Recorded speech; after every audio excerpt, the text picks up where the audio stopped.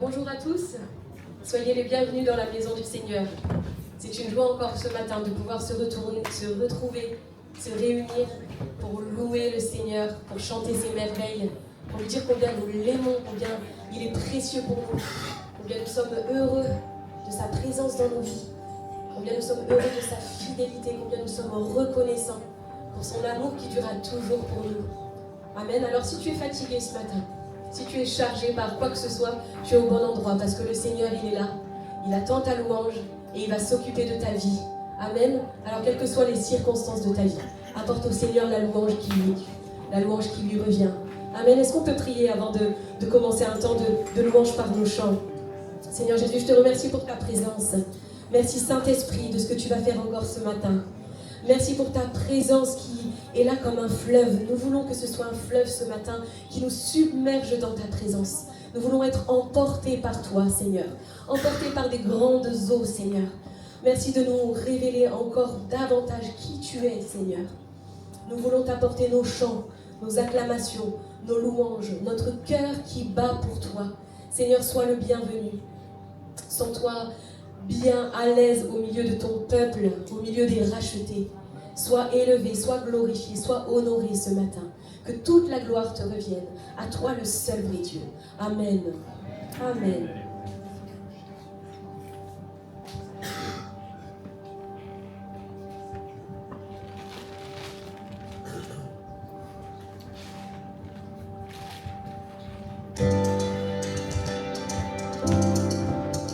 Si vous voulez vous lever, tapez dans les mains, sentez-vous libre pour acclamer notre roi.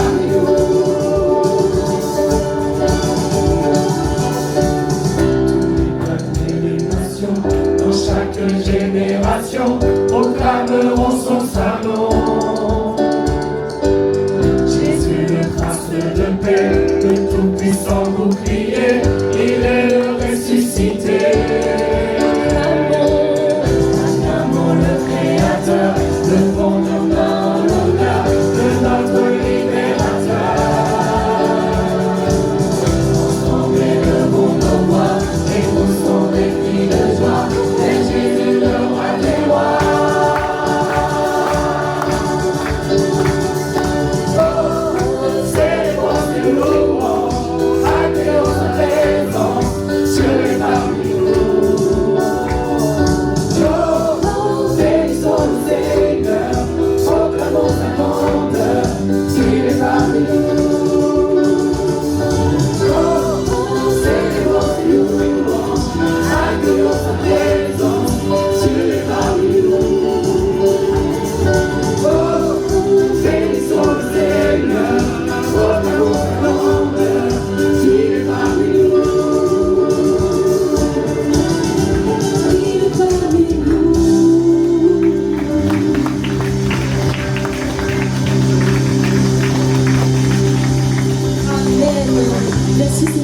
tu es parmi nous.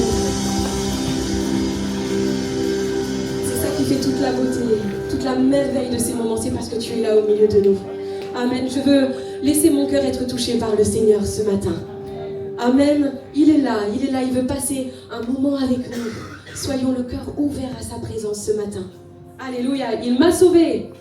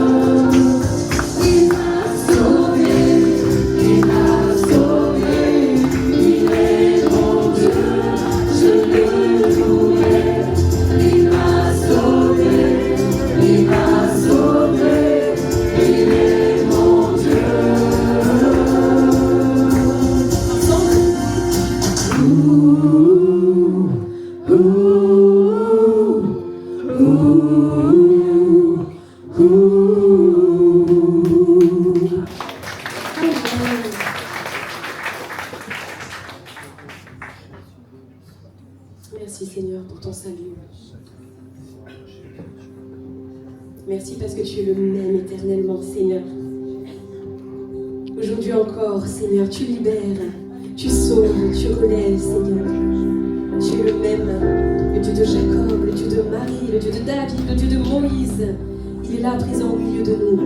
Il va encore faire son œuvre dans nos vies.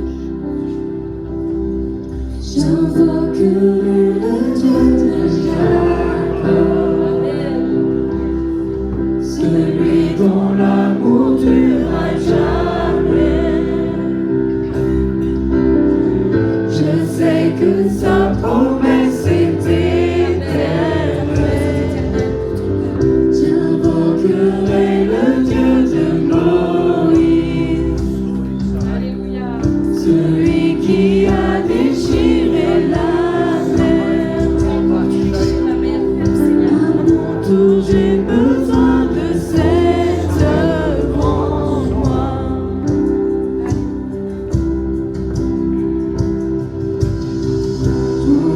J'ai besoin de toi, mon Dieu, viens, agis maintenant, agis maintenant.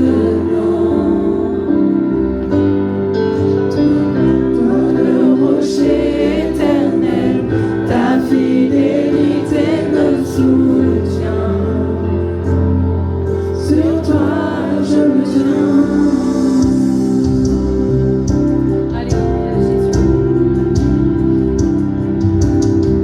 J'invoquerai le Dieu de Marie, dont la faveur repose sur les reins. Je sais qu'en lui plus rien n'est impossible. J'invoquerai le Dieu de David, qui fit du berger un grand guerrier. Goliath n'est plus présent, et chez mes propres géants.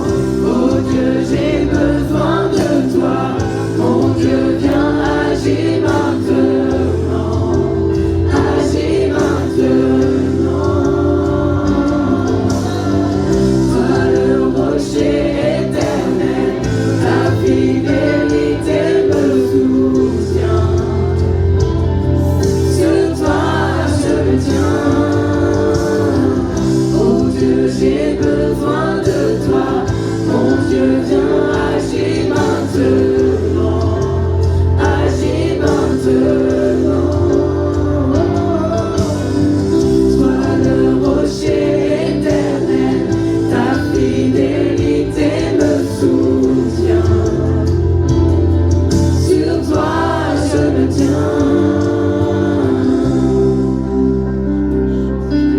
Sur toi seul je me tiens, Seigneur. Tout ce dont j'ai besoin, Seigneur, tout est en toi, Seigneur Jésus. Tu vois tous tes enfants, hier et maintenant. Tu restes le même, tu restes le même. Tu réponds comme hier aux prières d'aujourd'hui. Tu restes le même, tu restes le même. Tu as toujours pourvu, tu pourvoiras encore. Tu restes le même, tu restes le même. Tu agis puissamment depuis la nuit des temps. Tu restes le même, tu restes le même. Tu guérissais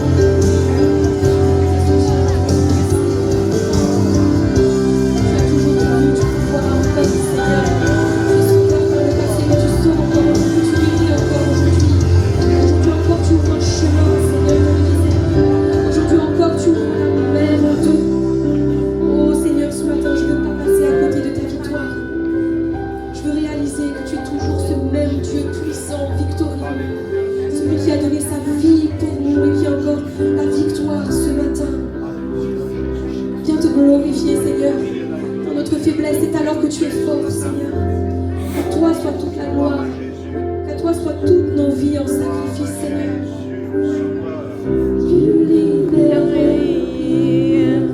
Tu libères aujourd'hui, tu restes le même, tu restes le même, tu calmes le lépreux, je sens ta main sur moi, tu restes le même, tu restes le même.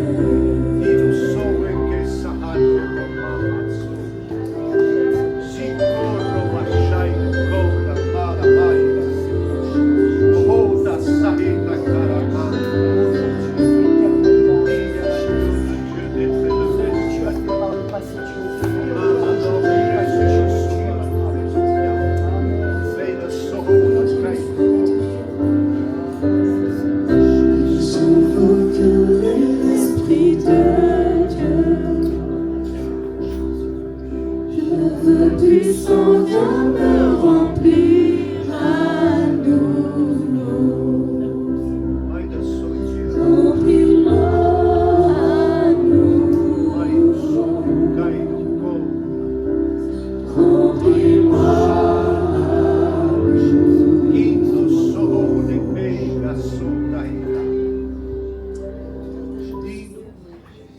Être immergé dans sa présence, être emporté par son fleuve.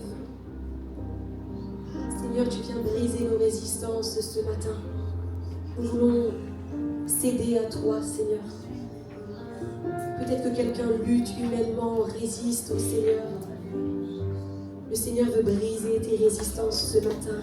Laisse-toi emporter par le fleuve de vie, par le fleuve de sa présence. Lâche prise humainement et fais-lui confiance à 100%. Laisse-toi emporter ce matin. Tu vas prendre ce chant comme une prière. Seigneur, plonge-moi. Plonge-moi dans ta rivière d'amour. Viens inonder le désert de mon âme, Seigneur. Nous avons besoin de toi, Seigneur.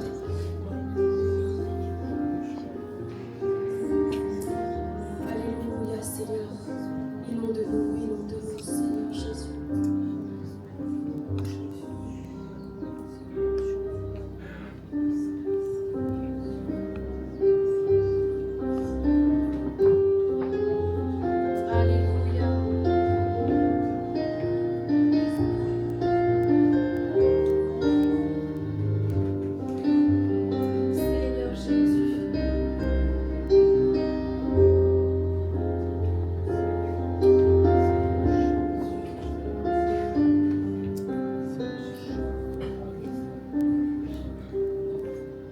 Plonge-moi dans ta rivière d'amour. Plonge-moi, esprit, dans les profondeurs de ta joie. Inonde le désert de mon âme par la douce pluie du ciel. Plonge-moi dans ta rivière d'amour. Plonge-moi, esprit, dans les profondeurs de ta joie. Inonde le désert de mon âme par la douce pluie du ciel. Mon âme est rafraîchie quand ton nom m'envahit. Je suis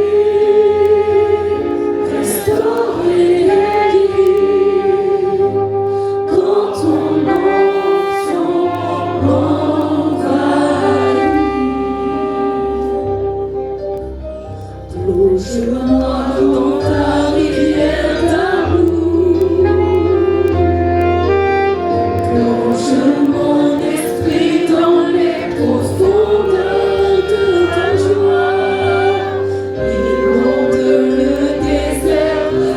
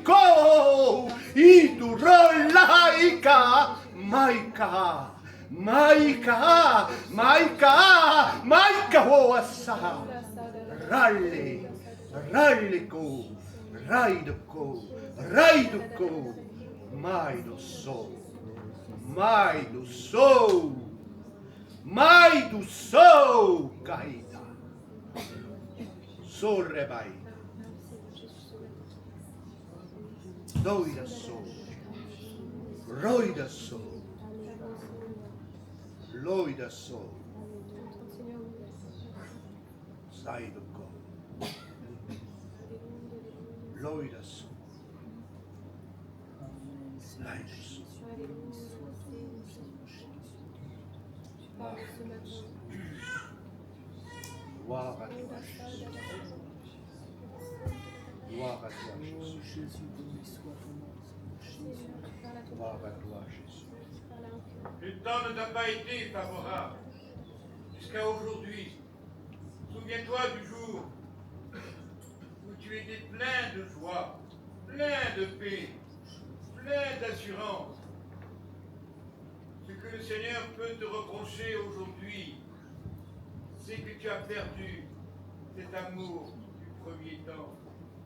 c'est qu'il n'y a plus en toi la foi et l'obéissance. Alors, que faut-il que tu fasses sinon de revenir de tout ton cœur dans les mains de Jésus. Il est là pour toi. Il a toujours été là pour toi. Il a toujours été bienveillant, amour, compassion, miséricorde. Alors, qu'est-ce que tu attends aujourd'hui pour ouvrir ton cœur? Qu'est-ce que tu attends aujourd'hui pour retrouver la foi nécessaire pour remporter des victoires sur ta vie? Que faut-il faire aujourd'hui encore? De t'obéir à la parole de Dieu. Souviens-toi qu'il est le souverain maître, qu'il est le prince des rois de ce monde. Alors ne crains pas, mais reviens à la maison, reviens à cette communion indispensable que tu dois avoir avec ton Sauveur. Il n'y a pas de petite foi, il y a la foi qui sauve, qui guérit, qui donne la délivrance et réjouit le cœur, l'âme et l'esprit. Alors rappelle-toi que ton Sauveur, il sera toujours pour toi. Je veux bénir ton nom, Seigneur, et élever ta personne. Parce que c'est vrai, tu ne changes pas. Tu es toujours le même, éternellement le même. Et tu restes maître de toutes choses. Nous savons que tu es au contrôle de nos vies. Et nous sommes dans la joie d'être de tes enfants, de t'appartenir, de faire partie de la famille de Dieu. Merci parce que tu nous as sauvés. Nous étions perdus dans notre misère, dans notre ignorance, mais tu es venu jusqu'à nous et tu nous as sauvés, tu nous as libérés et tu as fait de nous des nouvelles créatures. Et aujourd'hui nous sommes à toi et tu vis dans nos cœurs. À toi la gloire ce matin, parce que Seigneur, tu connais toutes choses, tu sais toutes choses et nous savons que la victoire est en toi. La mort n'a pas de pouvoir parce que tu as vaincu la mort. Et même si parfois il nous semble que c'est la défaite, c'est la victoire parce que notre mort c'est la vie avec toi. À toi l'honneur ce matin. Viens Esprit de Dieu, viens Saint-Esprit ce matin et passe dans les rangs, passe sur nos cœurs. Viens enlever, Seigneur, enlever toute barrière qui nous empêchera et qui nous empêche de nous approcher de toi. Esprit de Dieu, mon âme loue l'Éternel et n'oublie aucun de ses bienfaits. Dore sai ko, mindo sorra bashai, dora, lura sai ko.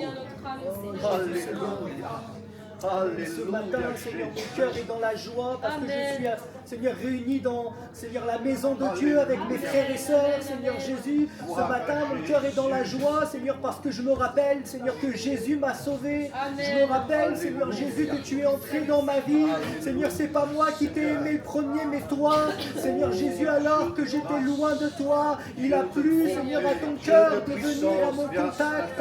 Il a plu, Seigneur Dieu, à ta vie, Seigneur Jésus, de t'offrir comme un sacrifice vivant, parfait, t'offrir comme un sacrifice de bonne odeur pour moi. Il t'a plu, Seigneur, de venir à mon contact alors que je suis qu'un misérable pécheur. Et Seigneur, tu m'as sauvé, tu as fait de moi une nouvelle création.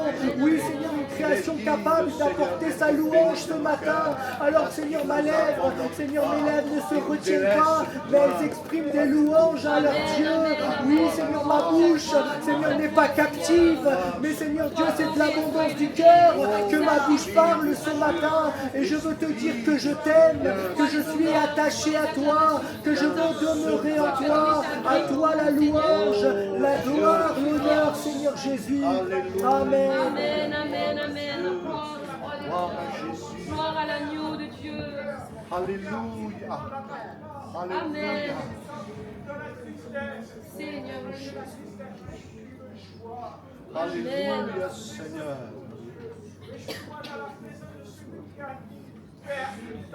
Amen. Tout est accompli. Alléluia, Jésus. Alléluia. Amen. Amen. Alléluia. Oh Dieu de grâce.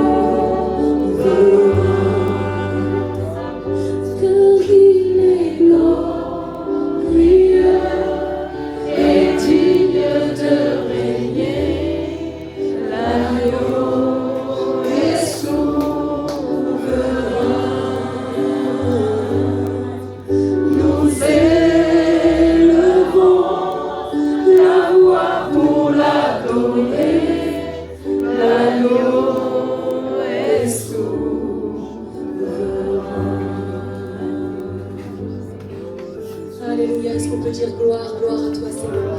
Tous ensemble faisons monter nos voix, gloire, gloire à l'agneau. Gloire à l'agneau immolé, tu es souverain. Toi l'agneau qui a été porté, Seigneur, à la bouche. Toi l'agneau qui a donné ta vie sur cette croix, qui a accepté de mourir. Tu as laissé ton sang couler pour nous. Tu as laissé les épines enfoncer Seigneur, ton front, Seigneur, ta tête. Tu as laissé les clous percer tes mains, percer tes pieds. Tu as laissé la lance, Seigneur, briser ton côté. Seigneur, tu as laissé l'humiliation pour ta vie, Seigneur. Tu t'es fait châtiment pour nous.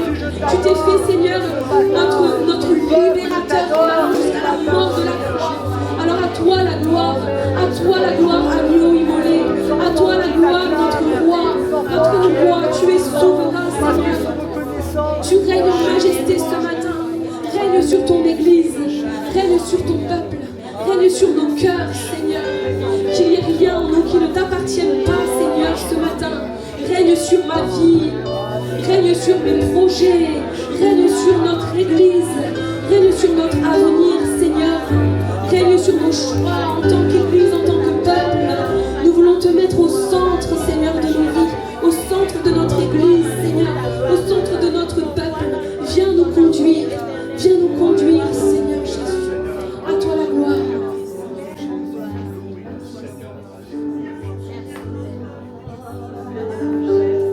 Amen.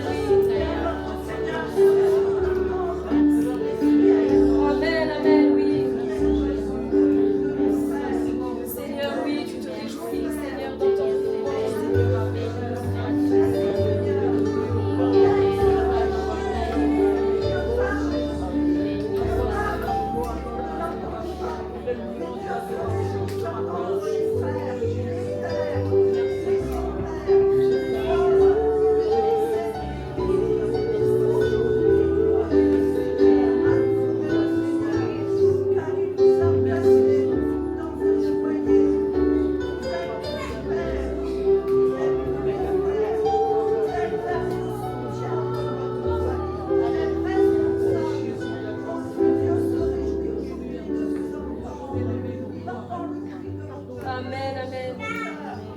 que nous soyons nés, lui, il nous connaissait, il nous aimait.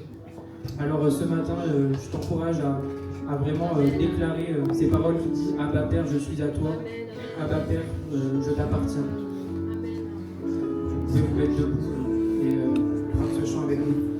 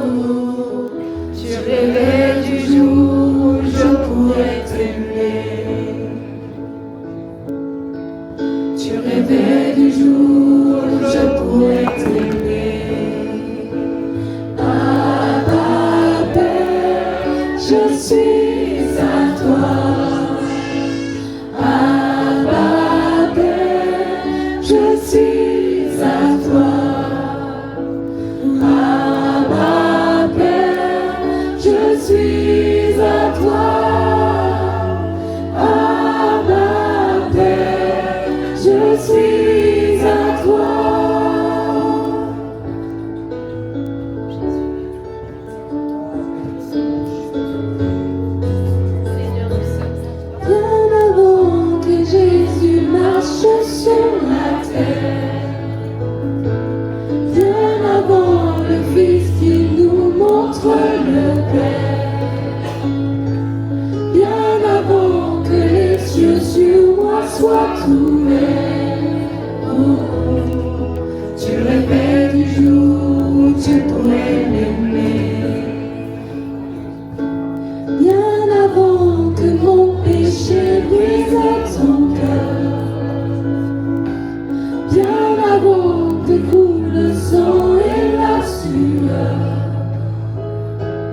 Bien avant les clous, le froid et la douleur,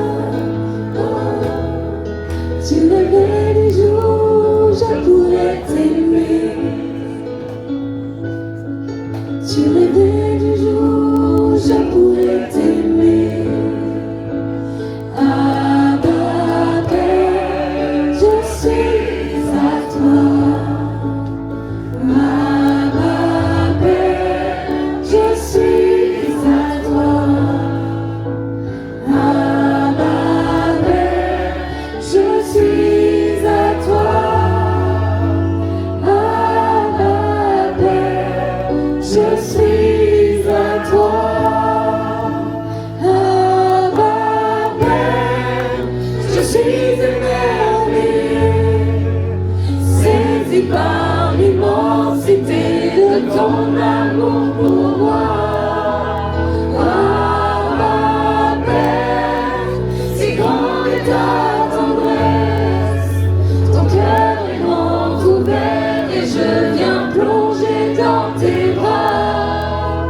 Abba Père, je suis émerveillé, saisi par l'immensité de ton amour pour moi. Abba Père, si grande est ta tendresse, ton cœur est grand ouvert et je viens plonger dans tes bras. Abba Père, je suis à toi. Abba Père, je suis à toi. Abba Père, je suis à toi. Abba Père, je suis à toi.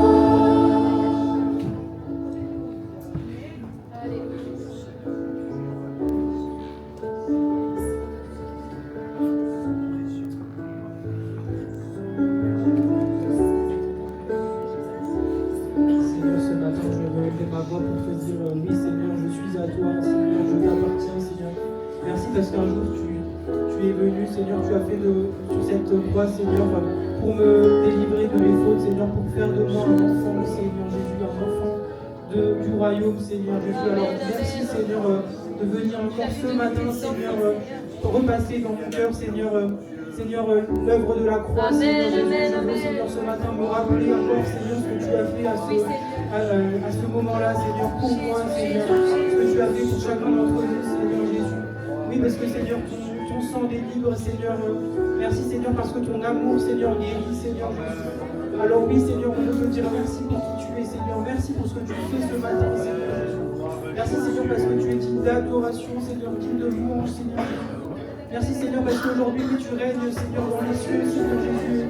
Tu es en train de nous préparer une place, Seigneur Jésus. Amen, amen. Merci pour l'éternité avec toi, Nous serons, Seigneur, à ta table, Seigneur, pour partager, Seigneur, ce pain, pour partager ce vin, Seigneur Jésus. Merci, Seigneur, parce que tu es là, Seigneur, avec nous, Seigneur, malgré tout ce matin, Seigneur. Et Seigneur, tu as des plans pour nous, Seigneur, pour notre vie, Seigneur Jésus. Alors, Seigneur, vraiment, on veut te confier notre vie ce matin. Te confier notre vie, Seigneur, pour, Seigneur, te rencontrer un jour, Seigneur, face à face, Seigneur Jésus. Et, Seigneur, être, Seigneur, dans ta maison, Seigneur. Alors, à toi soit l'honneur, à toi soit la gloire, Seigneur. Sois béni, sois adoré, alléluia. Je suis à toi. Abba Père, je suis à toi. Abba Père, je suis à toi. Abba Père, je suis à toi. Abba Père, je suis à toi. Abba Père, je suis à toi. Abba Père, je suis à toi. Chante-le de tout ton cœur. Abba Père, je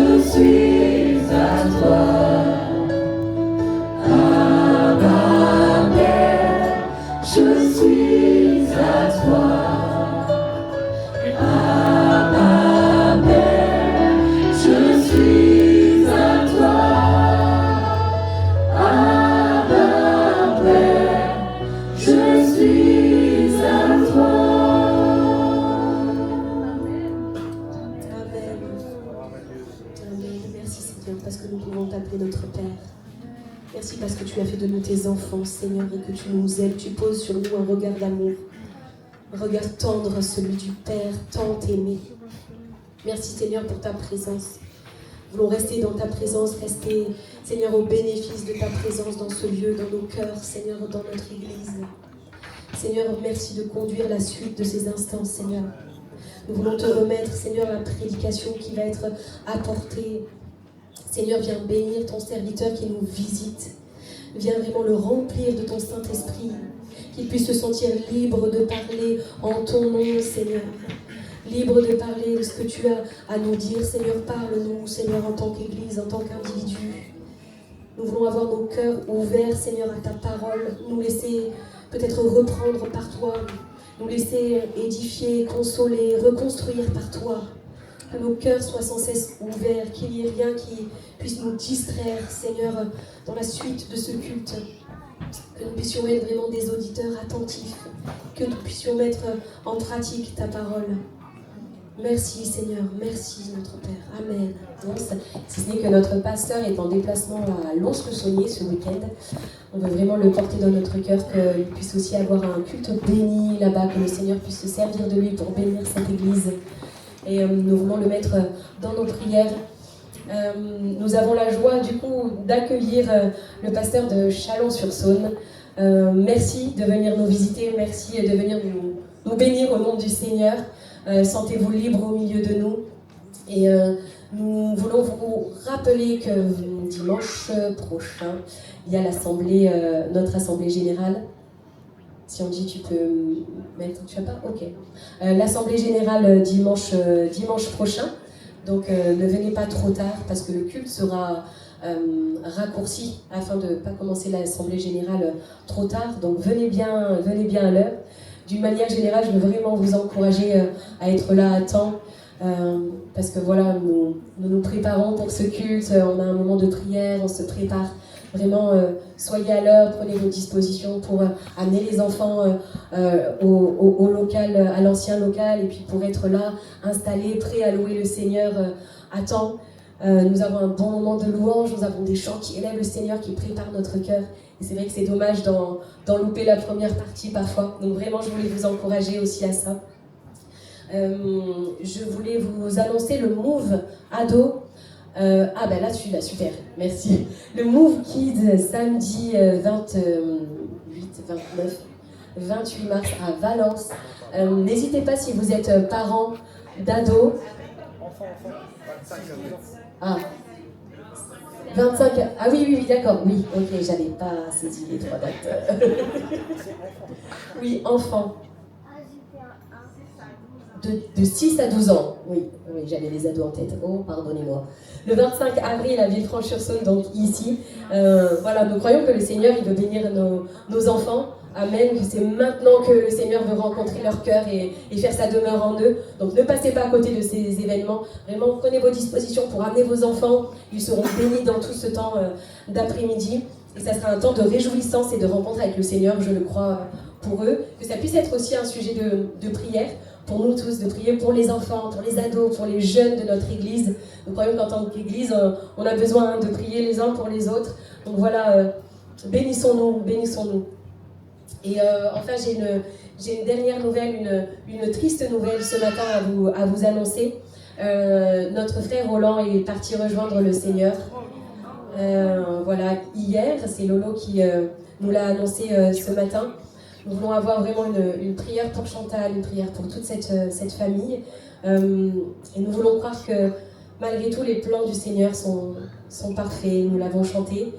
Que le Seigneur puisse vraiment consoler leur cœur et apporter cette paix dont lui seul est l'auteur. Amen. Est-ce qu'on peut peut-être se lever et puis prier pour Chantal, prier pour toute la famille et Antoine, peut-être, est-ce que tu peux prier, s'il te plaît? Seigneur, nous voulons te bénir et te louer de tout notre cœur parce que, oui, tes plans sont parfaits. Même si parfois nous ne comprenons pas, mais nous savons que c'est toi qui gères toutes choses. C'est toi qui contrôles toutes choses. Et Seigneur, ce matin, nous ne voulons plus te prier pour notre frère parce que nous savons où il est.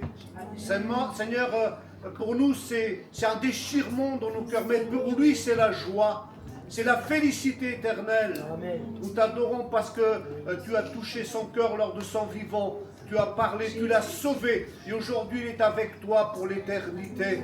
Nous te bénissons aussi parce que nous savons que tu vas bénir notre sœur Chantal. Oui, Seigneur. Tu vas sécher ses larmes. Tu vas mettre le baume dans son cœur, la paix dans son âme.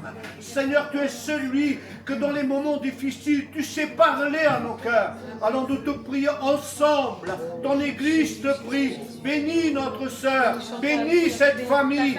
Touche leur cœur, touche leur âme. Que même dans la détresse, ils voient la lumière du Seigneur en eux. La paix de Dieu en eux. Merci parce que, Seigneur, tu es au contrôle, tu gères, tu diriges, tu conduis et nous te faisons pleinement confiance. Nous ne voulons pas voir dans cet état une défaite, Seigneur, mais nous voulons voir tes plans parfaits. À toi la gloire ce matin. Bénis ton serviteur maintenant. Oins-le de ton esprit et que ta parole soit annoncée avec force, puissance et autorité et que nos cœurs soient réceptifs à cette parole au nom de Jésus. Amen. Amen.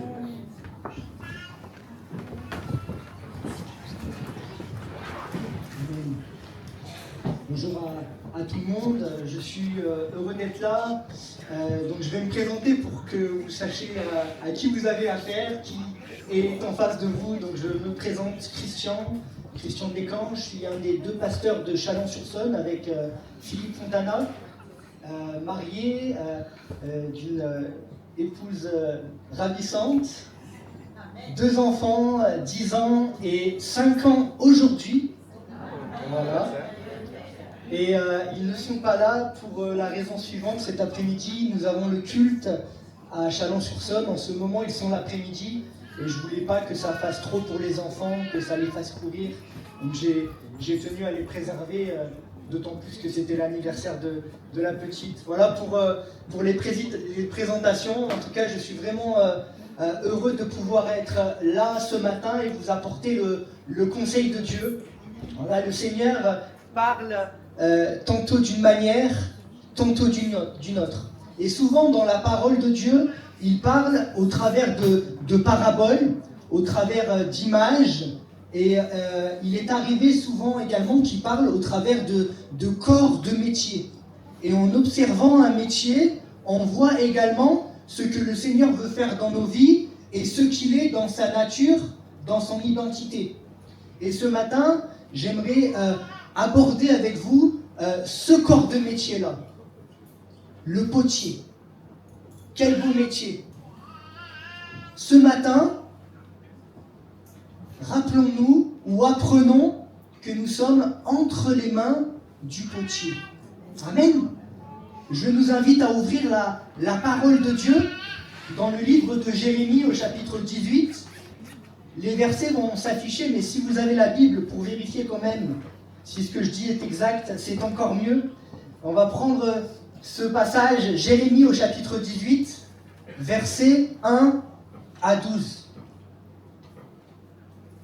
J'entends quelques pages se tourner.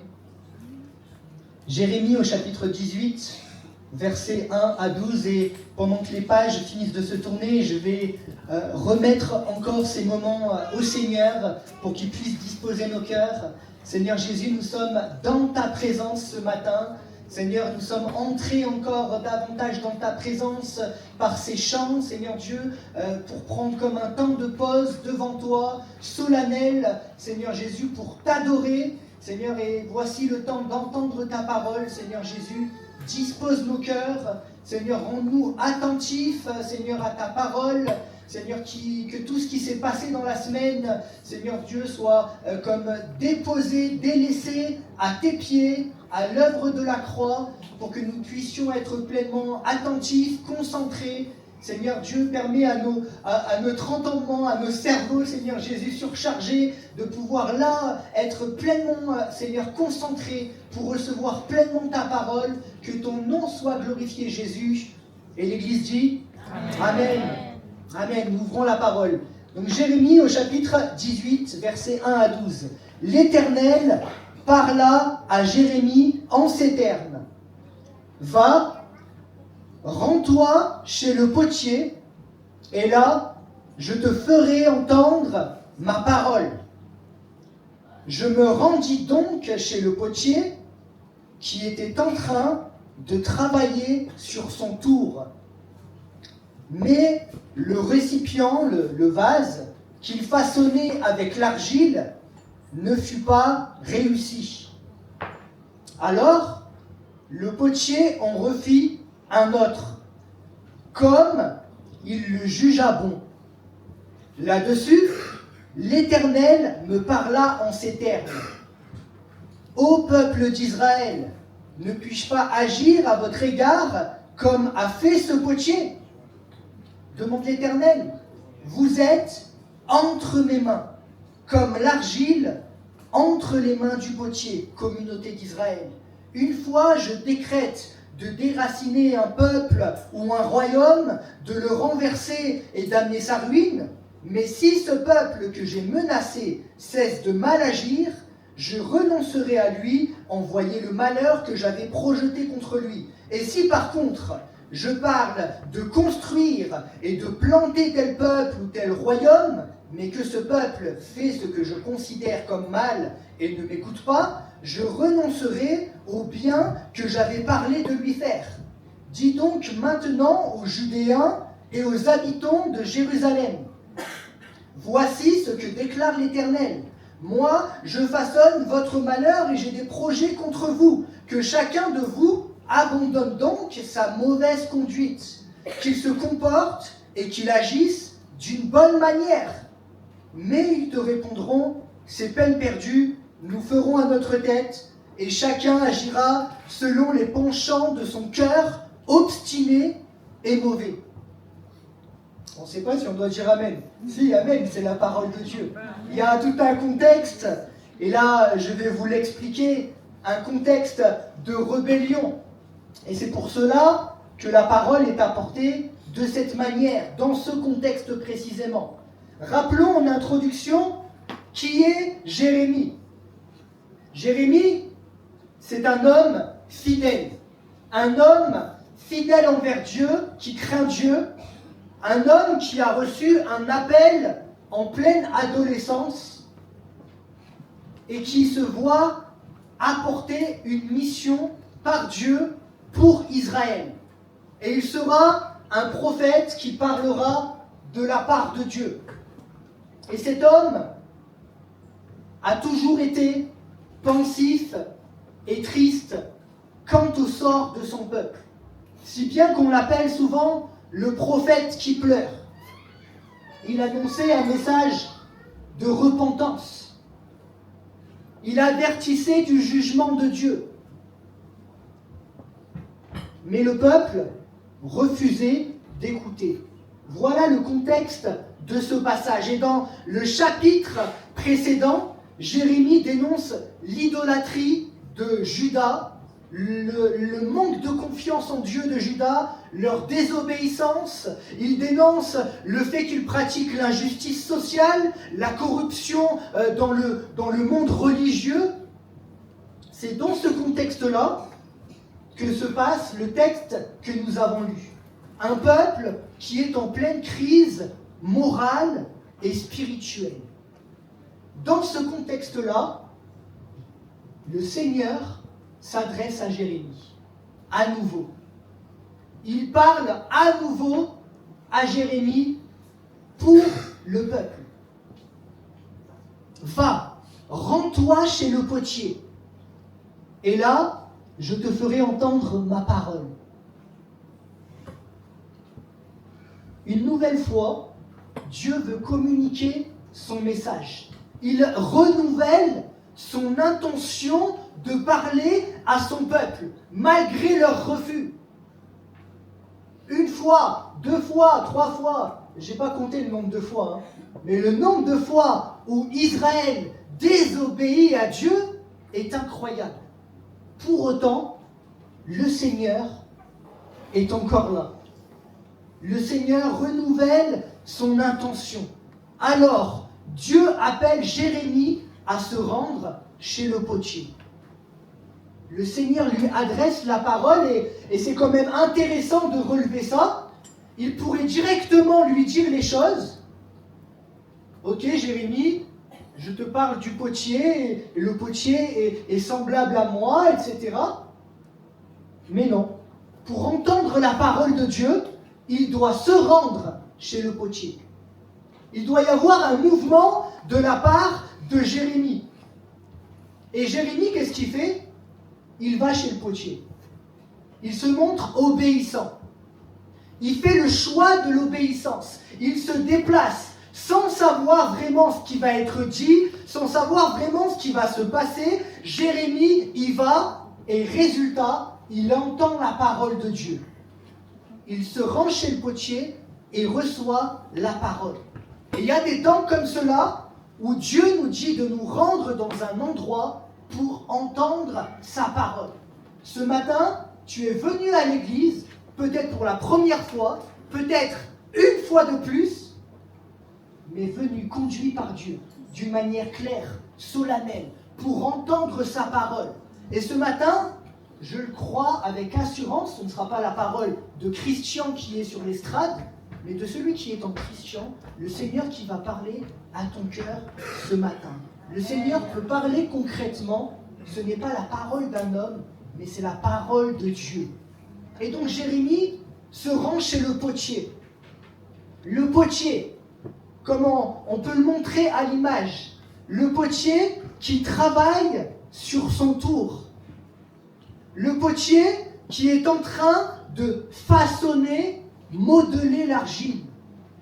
Et Dieu lui dit, mais regarde son travail. Observe comment il fait ce potier. Et là, j'imagine Jérémie en train d'écouter Dieu pendant qu'il est chez le potier. Et puis, il n'y avait pas de stylo, mais il prend des notes dans sa tête. Il regarde et dit, mais qu'est-ce que le Seigneur il est en train de me dire là? Et là, il regarde, il est béni, il reçoit de Dieu. En écoutant, en regardant, il prend tout.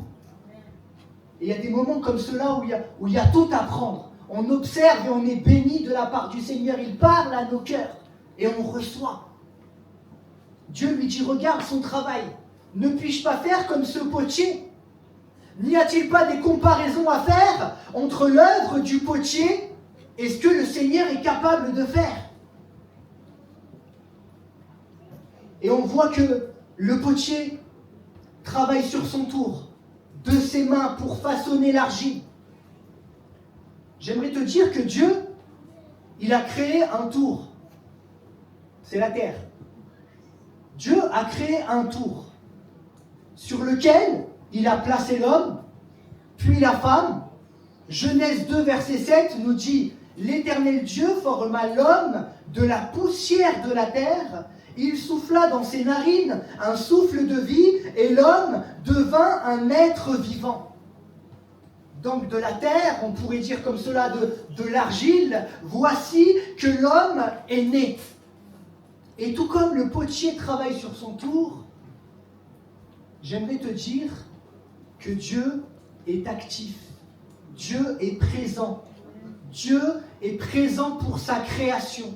Dieu œuvre pour sa création. Comme on l'a entendu juste avant dans la prière, par rapport à ce décès qui a eu lieu, Dieu est au contrôle. Dieu tient le monde entier dans ses mains. Dieu tient toutes choses dans ses mains. Comme ce potier qui est sur son tour et on peut voir comment il tient l'argile dans ses mains et comment le tour est contrôlé par sa personne. Dieu créateur de tout homme. Et puis Jérémie observe le potier et il constate que le vase qu'il façonnait avec l'argile n'était pas réussi. Le vase, c'est le potier qui le fait, mais il n'a pas réussi. C'est un échec. Alors on peut se poser la question, est-ce que c'est la faute du potier? Est-ce que le potier n'est pas assez compétent? Est-ce que le potier n'a pas assez d'expérience? Est-ce que le potier, s'il ne prend pas bien, il ne connaît pas le processus de la poterie? La réponse, on a entendu, c'est non. Le potier, c'est un artisan et comme on pourrait dire, il connaît son taf, il connaît son job, il est compétent en la matière. C'est le potier. Le problème vient donc de l'argile. Le problème vient de l'argile, ou plutôt de la composition de cette argile. En me renseignant sur Google, j'apprends qu'il y a différentes compositions de l'argile. Alors on donne différents noms à ces argiles-là. Mais je voudrais faire un peu plus simple pour ne pas partir dans quelque chose de trop technique et qui ne serait pas utile. Mais il y a des argiles différentes. Et il y a des argiles dites réfractaires. Je ne sais pas si ça vous parle ça. Des argiles dites réfractaires. C'est-à-dire qui résistent à des températures très élevées sans fondre ni se déformer. C'est de l'argile, mais le potier ne peut pas en faire ce qu'il en veut parce que ça ne se déforme pas. Réfractaire. Et tout comme il y a des argiles dites réfractaires, il y a des hommes réfractaires, des femmes réfractaires, des personnes qui sont fermées à Dieu, des personnes qui sont insensibles à Dieu, qui refusent même l'existence de Dieu. Peut-être que c'est ton cas, peut-être que c'est le cas d'une personne ou plusieurs personnes autour de toi, dans ton entourage, dans ta famille. Et j'aimerais te dire qu'au travers d'Ésaïe, Dieu parlera de ce type d'argile. Et il est clair, hein. Il dit dans Ésaïe 29 au verset 16, « Quelle perversité est la vôtre? Le potier doit-il être considéré comme de l'argile pour que l'ouvrage dise de l'ouvrier, il ne m'a point fait, pour que le vase dise du potier, il n'a point d'intelligence ?» J'aimerais nous dire ce matin, avec beaucoup d'amour, mais en même temps beaucoup de vérité, que Dieu est Dieu. Et la Genèse commence de cette manière-là. Au commencement, Dieu. Tu ne peux réfuter Dieu. Dieu se voit par les perfections de ce monde. Dieu se voit par le fait même que tu sois là, existant, vivant sur cette terre. Le Seigneur voudrait simplement se révéler à toi ce matin. J'aimerais faire chauffer cette argile ce matin au point même que si tu doutais même de l'existence de Dieu, que si tu te posais des questions sur le sens de la vie, sur les situations que tu as traversées et que tu mettais ça sur le dos de Dieu, j'aimerais faire chauffer cette argile au point même que tu reconnaisses « Je me suis trompé. Je me suis trompé. Dieu peut changer ma vie. Je me suis trompé. Il n'est pas la cause de mes maux. Mais c'est plutôt mon rejet de lui. » Ce matin, reconnais l'existence de Dieu capable de changer ta vie. Laisse-le répondre à tes questions. Laisse-le te révéler qui il est. Laisse-le t'éclairer. Ne lève pas le poing contre Dieu, mais plutôt crie à lui. Et là, tu auras quelque chose qui pourra changer ton quotidien. Tout à l'heure, je disais que le problème ne vient pas de l'argile, mais plutôt de sa composition. La Bible nous dit que Dieu a fait l'homme à son image. Donc la composition, de base, elle est bonne. Mais il y a quelque chose qui est venu dans la vie de l'homme. La désobéissance, suite à la chute d'Adam et Ève. Et l'homme a été contaminé par le péché. Alors né de l'argile, le vase qu'est l'homme devient un récipient vide. L'homme se met à chercher toutes sortes de moyens pour combler ce manque. Mais son cœur est vide parce qu'il a besoin de Dieu. C'est une argile craquelée, un récipient qui est craquelé, qui est brisé. Et on l'entendait dans les chants tout à l'heure. Les difficultés de la vie ont causé des dégâts sur ce vase en devenir. Des addictions, la perte de personnes proches, des trahisons, des soucis financiers, la maladie, tout autant de choses qui font durcir le cœur, tout autant de choses qui font que le vase est brisé. Mais pour autant, lorsqu'on reprend cette image du potier, est-ce que le potier s'arrête au constat du vase brisé, inutile? Non, le potier voit que le récipient, le vase qu'il façonnait avec l'argile ne fut pas réussi, alors le potier en refit un autre comme il le jugea bon. Amen. Amen. Il fait quelque chose de nouveau. Tout comme le potier est un artisan qui est patient, il continue à faire tourner le tour, il te laisse le temps de venir à lui. La parole de Dieu nous dit que le Seigneur ne tarde pas dans l'accomplissement de la promesse, comme quelques-uns le croient, mais il use de patience envers vous, ne voulons pas qu'aucun périsse, mais voulons que tous arrivent à la repentance. Si le Seigneur attend, c'est pour que tu viennes enfin à la repentance. C'est que pour que tu constates enfin que si le vase est brisé, c'est à cause de tout ce qui est arrivé dans ta vie. Et ces choses viennent du fait que tu étais loin de lui. Et tu as besoin d'entamer quelque chose de nouveau en te repentant de tes péchés et en acceptant le Christ pour vivre une vie nouvelle qui lui est agréable. Jésus est venu pour guérir les cœurs brisés, les vases brisés. Il est celui qui rebâtit sur d'anciennes ruines. Il prend l'argile qui est dure, qui est cassante, fragilisée, et en versant de l'eau sur elle, comme le potier, l'eau de la parole, il la rend nouvelle, prête à être transformée. J'aimerais insister ce matin, et puis après on passera, pour les chrétiens il y en aura aussi pour vous, mais pour tous ceux là qui ne sont pas encore à Jésus, il y a ce message qui est important. Avec Dieu tu peux tout recommencer. Avec Dieu tu peux naître de nouveau. Tu peux repartir à zéro, comme dit cet ancien chant. Tu peux vivre une vie nouvelle. Si tu crois maintenant en Jésus, dans le fait qu'il est mort pour toi sur la croix, alors tu peux mener maintenant une vie nouvelle en lui. Tu crois qu'il est mort pour tes péchés. Bien plus encore, il est ressuscité. Tu t'identifies à sa mort et à sa résurrection. Conséquence, le vieux vase tout craquelé que tu étais entame une nouvelle vie. Amen. Amen. C'est possible. Il veut faire de toi cette nouvelle créature, enlever ton cœur de pierre et te donner un cœur de chair. Amen. Il est le potier et nous sommes l'argile. J'aimerais parler de l'apparence du vase en devenir.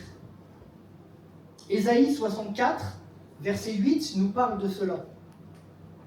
Il est dit: « Cependant, ô Éternel, tu es notre Père, nous sommes l'argile, et c'est toi qui nous as formés.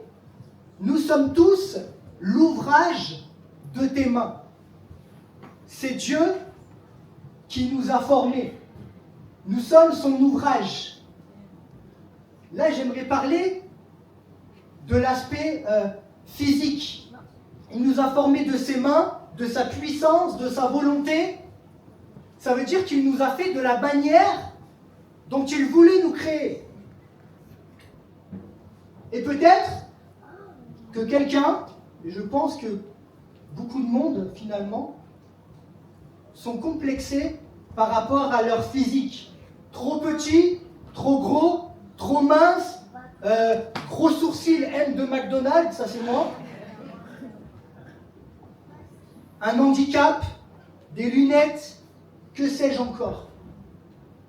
Tant de complexes, tant de dévalorisation, tant de « Allons maman bobo, pourquoi tu m'as fait comme ça, je suis pas beau ?» Vous comprenez ? Dieu nous a fait comme il l'a voulu. Il nous a voulu comme ça. Il nous trouve beaux comme ça. Il nous aime comme ça. Et selon le contexte de ta vie, ça peut te dépasser.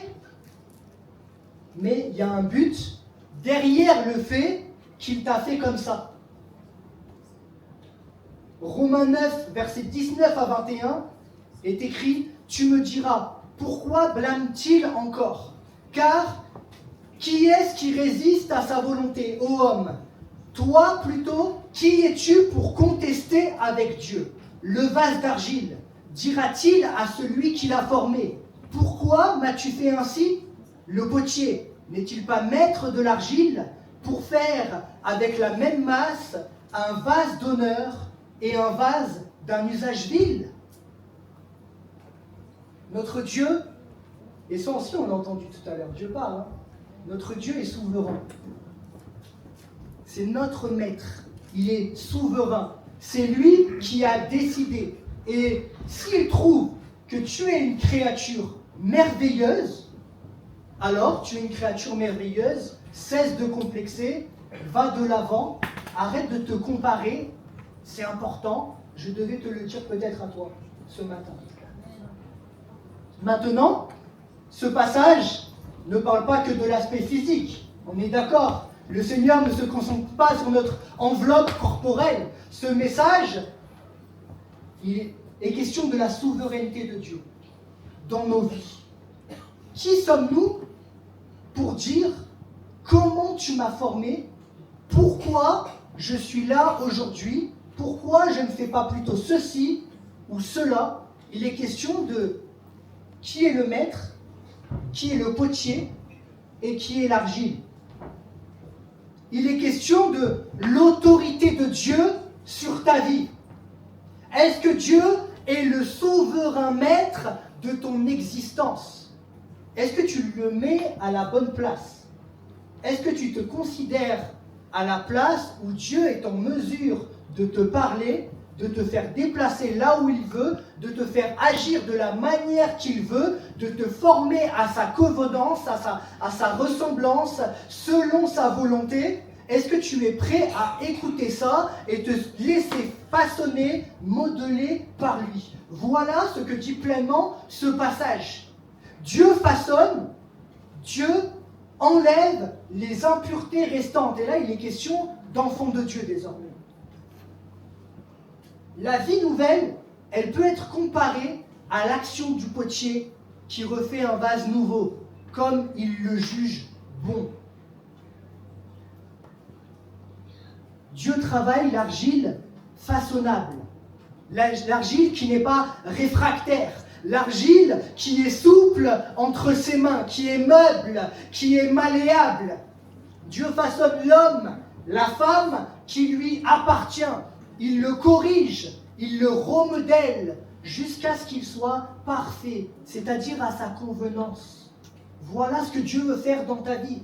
Voilà ce qu'il veut faire dans ma vie. Sur son tour, Dieu prend le temps d'entraîner l'argile que nous sommes dans un mouvement qui va lui faire prendre la forme souhaitée. Est-ce que tu entres dans le mouvement?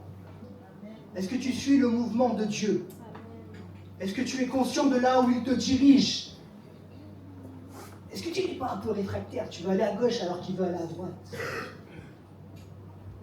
Une de ses mains travaille à l'intérieur du vase, exerce une pression discrète, continue, lente, précise. Et puis, l'autre main agit à l'extérieur. Il y met du soin, il prend du temps, il y met de l'attention, de l'amour, pour travailler nos cœurs, pour rendre nos vies à sa convenance, à son souhait, agréable à lui-même. Il y met de la passion, il y met de l'amour, de l'affection. As-tu déjà songé combien Dieu était bon envers toi? Lent à la colère, fidèle, plein d'amour pour te communiquer sa parole, pour te façonner, sachant qui tu es, et pour autant il ne te rejette pas.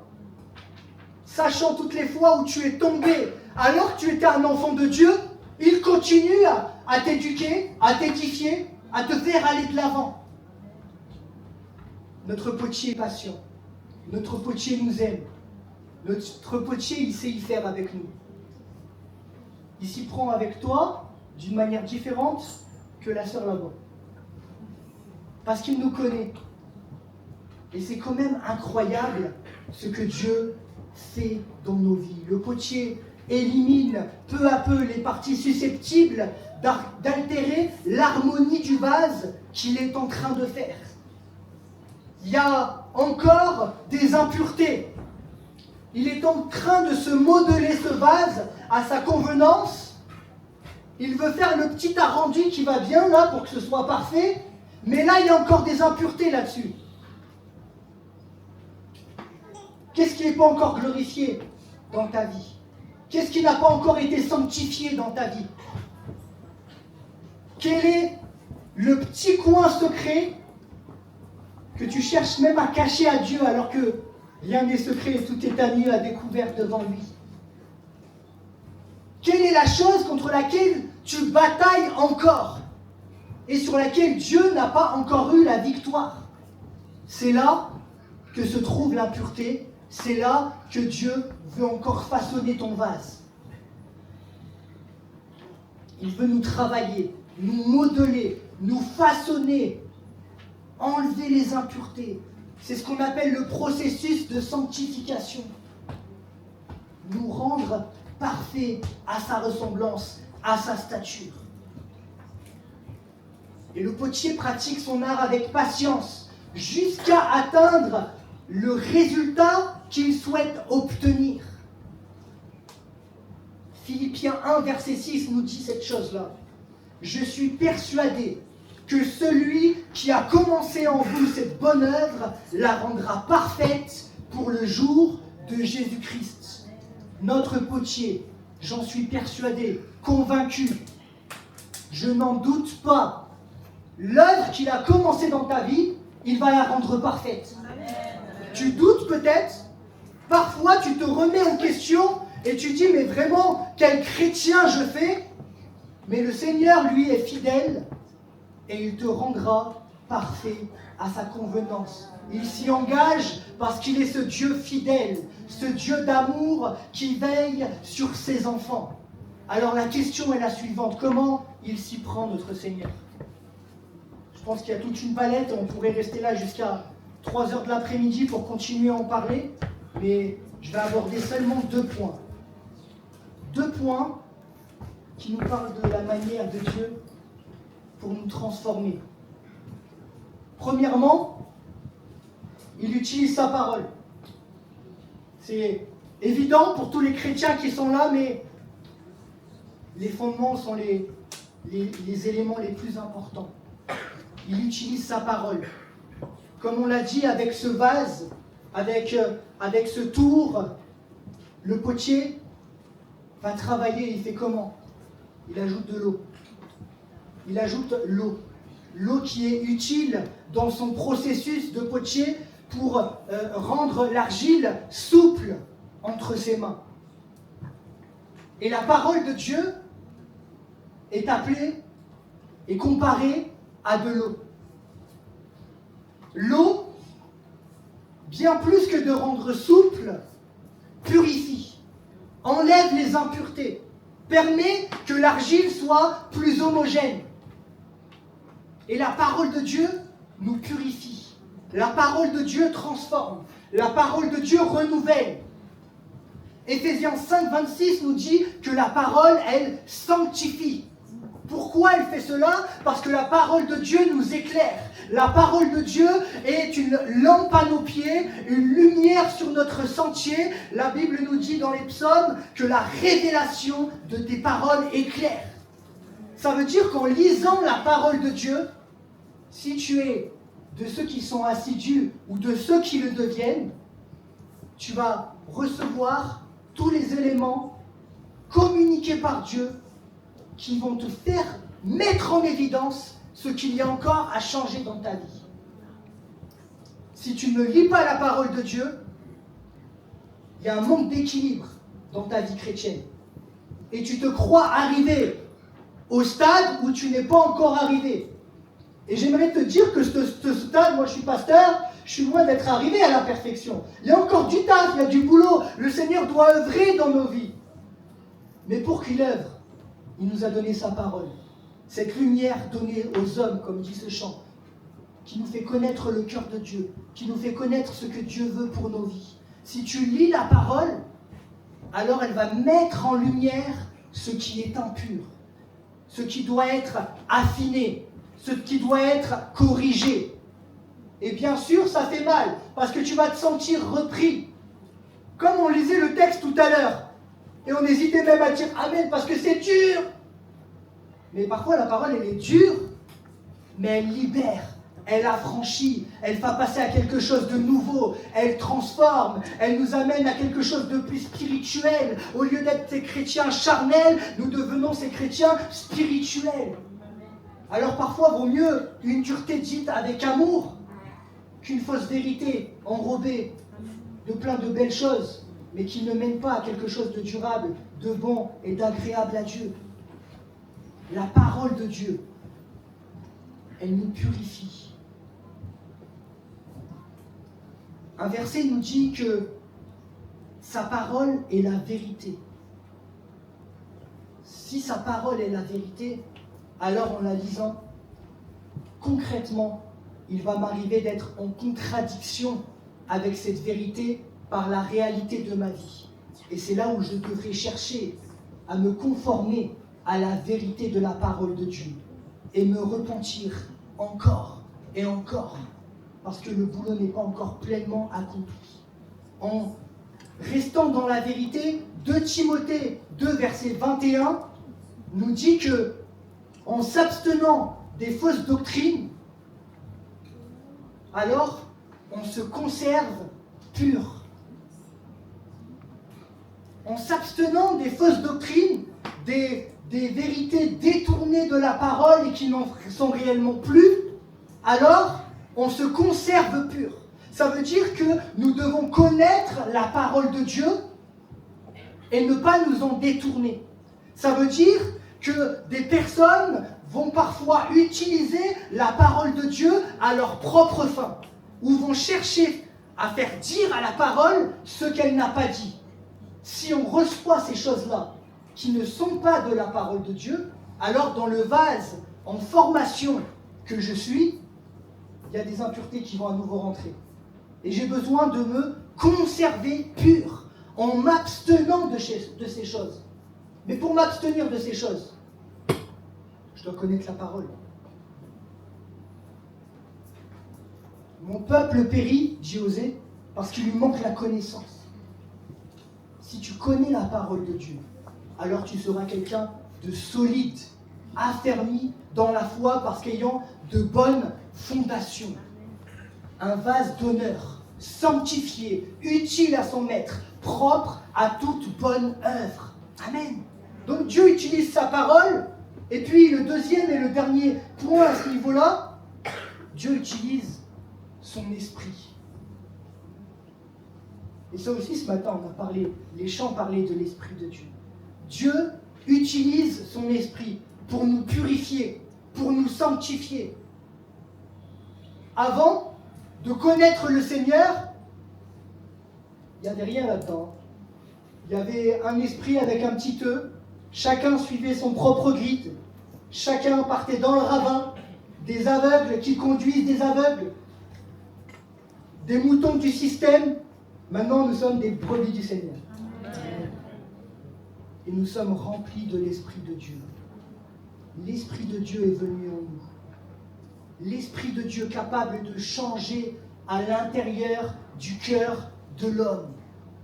Le potier utilise de l'eau. Ça nous parle de l'Esprit de Dieu. Il est écrit dans Jean 7, versets 37 à 39, le dernier jour, le grand jour de la fête, Jésus, se tenant debout, s'écria : « Si quelqu'un a soif, qu'il vienne à moi et qu'il boive. Celui qui croit en moi, des fleuves d'eau vive couleront de son sein, comme dit l'Écriture. » Il dit cela de l'Esprit que devaient recevoir ceux qui croiraient en lui, car l'Esprit n'était pas encore, parce que Jésus n'avait pas encore été glorifié. Celui qui croit en moi, des fleuves d'eau vive couleront de son sein. Si tu gardes l'image du potier avec cette argile, il y a des impuretés qui sont là. Mais s'il y a des fleuves d'eau vive qui débarquent là, les impuretés, elles sont balayées d'un revers par l'Esprit de Dieu. Parce que dans l'Esprit de Dieu, il y a deux mots, esprit et saint. Il ne peut pas y avoir le péché.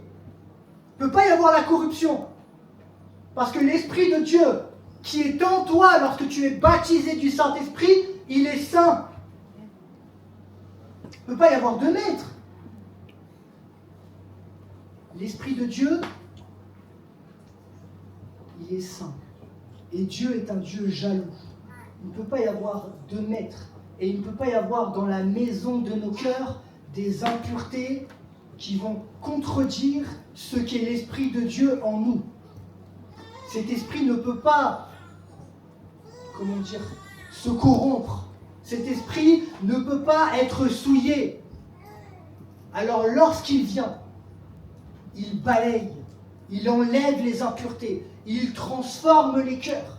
Et parfois il y a des chrétiens qui ont donné vraiment leur vie à Jésus, quelque chose de clair, mais il y a encore le péché qui est là, des addictions qui sont là, qui sont lourdes. Il y a eu un retour en arrière. J'aimerais te dire que si l'Esprit de Dieu passe ce matin, alors il agit pleinement et il enlève toutes ces choses qui ne sont pas à sa gloire, petit à petit, ou d'un coup sec, c'est lui qui choisit, il fait de ta vie une ode à Dieu, quelque chose qui plaît à Dieu. Et le vase va devenir propre, utile, sanctifié, propre à toute bonne œuvre. Amen. Je finis simplement avec ce verset. Dans 1 Pierre, chapitre 1, versets 1 à 2. Il est écrit « Pierre, apôtre de Jésus-Christ, à ceux qui sont étrangers et dispersés dans le Pont, la Galatie, la Cappadoce, l'Asie et la Bithynie, et qui sont élus selon la préscience de Dieu, le Père, par la sanctification de l'Esprit, afin qu'ils deviennent obéissants et qu'ils participent à l'aspersion du sang de Jésus-Christ. Que la grâce et la paix vous soient multipliées. » L'Esprit de Dieu est celui qui nous sanctifie. Il nous sanctifie afin que l'on devienne obéissants et qu'on puisse participer à l'aspersion du sang de Jésus-Christ. On veut servir le Seigneur. On veut faire différentes choses pour l'humanité. Lorsqu'on voit qu'elle est en déclin, qu'il y a tout et n'importe quoi qui se passe dans ce monde. On veut glorifier Dieu par nos vies. Et je crois, en tant que pentecôtiste, j'en suis convaincu, que l'Esprit de Dieu qui est en nous est seul capable de transformer nos vies au point de nous rendre obéissants à Dieu, de nous faire rendre capables de faire pleinement sa volonté, de nous faire rendre capables de pleinement nous détourner du péché, afin que toutes les impuretés de nos vies soient comme enlevées et que le vase ressemble à quelque chose qui convienne au potier. Et à la fin, lorsque le vase convient au potier, alors il fait ce qu'il veut de nous. Il nous utilise pour sa gloire. Il nous envoie là où il veut nous envoyer. Il nous transforme à sa convenance pour faire le plan qu'il a formé d'avance pour notre vie. La question, et je finis simplement avec ça, la question, veux-tu être transformé encore ce soir? Le Seigneur, ce matin, le Seigneur veut nous transformer de gloire en gloire. Le Seigneur veut agir pleinement dans nos vies, comme cette image du potier et de l'argile. Ce matin, te sens-tu malléable entre les mains du potier? Est-ce que tu te sens souple entre les mains du potier? Est-ce que tu es disposé à recevoir du Seigneur ce matin? Fermons les yeux. Fermons les yeux et on pourrait se rapprocher du Seigneur. Faire un cœur à cœur avec le Seigneur.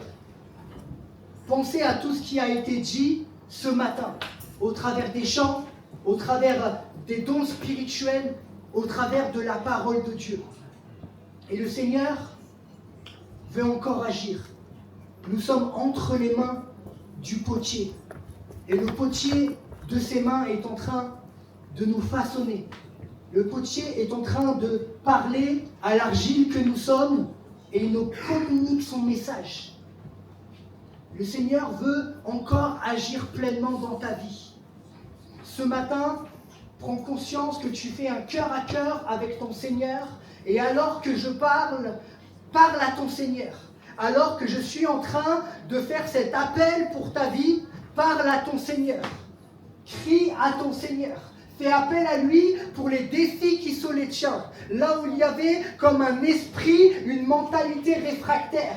Là où tu ne cherchais pas à vivre selon les commandements de Dieu. Là où tu refusais l'autorité de Dieu sur ta vie. Ce matin, tu peux abandonner ces choses, tu peux te repentir, tu peux reprendre la marche pleinement avec lui. Ce matin, il peut se passer quelque chose de particulier puisque l'Esprit de Dieu est là.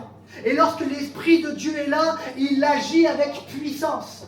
Il y a là comme un tremblement spirituel. Il y a l'Esprit de Dieu qui descend ce matin et qui est en train d'agir pleinement dans ta vie. Et la conséquence, c'est que tu sens sa présence. Toi qui es assis sur cette chaise, tu te dis non, ce n'est pas un moment comme j'ai l'habitude d'en vivre, mais c'est comme un temps de Dieu, un kairos, un moment où Dieu est en train de parler à mon cœur et il me fait ressentir sa présence. Et j'aimerais t'inviter ce matin à prendre un moment avec ton Seigneur et à te lever pour lui, à lui dire Seigneur, change ma vie, Seigneur, agis pleinement dans ma vie, Seigneur, je reconnais que je suis entre tes mains, Seigneur, ce n'est pas moi le potier, je suis l'argile, Seigneur Jésus, Seigneur, sois le maître de ma vie, Seigneur, enlève toute réticence dans ma vie, Seigneur, enlève toute impureté, tout ce qui me tient pleinement encore éloigné de toi partiellement, Seigneur, continue de changer mon existence, je veux être à ta convenance, à ta ressemblance, oui, rends-moi pur, rends-moi aussi pur que l'or et l'argent. Seigneur, viens me transformer, Papa. Seigneur, j'ai essayé tant de fois par mes propres moyens, mais en vain, j'ai besoin de l'Esprit de Dieu ce matin. Oui, Seigneur Jésus, agis dans ma vie, renouvelle-moi par ton Esprit, viens me baptiser par ton Esprit, Papa, afin que l'Esprit de Dieu passe par ces vives eaux et inonde mon âme, Papa. Seigneur Jésus, agis à bras étendus, viens faire une œuvre nouvelle dans ma vie pour que je sois celui qui te ressemble, celui qui te plaît, celui qui fait ta volonté. Oh Seigneur Jésus, sers-toi de nous. Seigneur, remplis-nous de toi et sers-toi de nous, Seigneur Jésus. Fais ce que tu veux de nos vies. Seigneur Jésus, ne prenons pas la place de Dieu, mais croyant qu'il est suffisamment capable de nous dire où aller, quoi faire de nos vies, dans quel domaine le servir. Oui, Seigneur Jésus, tu es ce Dieu-là, ce Dieu qui parle encore. Seigneur Jésus, nous sommes fragiles. Seigneur, nous sommes des vases de terre. Seigneur Jésus, et je veux me rappeler, Seigneur Dieu, que si nous sommes si fragiles, Seigneur, c'est pas pour que l'on se lamente sur notre sort. Combien de fois on peut tomber, combien de fois l'argile peut s'abîmer à nouveau, Seigneur Jésus. Mais Seigneur, si nous sommes des vases d'argile, Seigneur Jésus, c'est pour qu'on puisse comprendre que toute la puissance, toute la gloire dans nos vies soit attribuée à toi, Seigneur Jésus. Seigneur Jésus, je suis faible et c'est alors que je suis fort. Parce que Seigneur, c'est toi qui prends le relais. Seigneur, rends-nous dépendants de toi, Seigneur Jésus, ce matin. Seigneur, rends-nous dépendants de toi. Seigneur, enlève, Seigneur Jésus, toute mentalité, Seigneur Jésus, qui pousse à l'autonomie. Seigneur, qui pousse, Seigneur Jésus, à l'indépendance. Seigneur, mais plutôt que l'on comprenne, Seigneur, qu'auprès de toi, nous avons tout. Auprès de toi, Seigneur Jésus, tout est possible. Et que sans toi, Seigneur Jésus, nous ne sommes rien. Seigneur, que ton nom soit glorifié. À toi l'honneur, la puissance et la gloire au siècle des siècles. Et l'œuvre que tu as commencée en chacun d'entre nous, tu vas la rendre parfaite parce que tu es ce potier qui façonne cette argile. Sois glorifié, Jésus. Amen. Plonge-moi dans ta rivière d'amour. Plonge mon esprit dans les profondeurs de ta joie. Inonde le désert de mon âme. Par la douce pluie du ciel, plonge-moi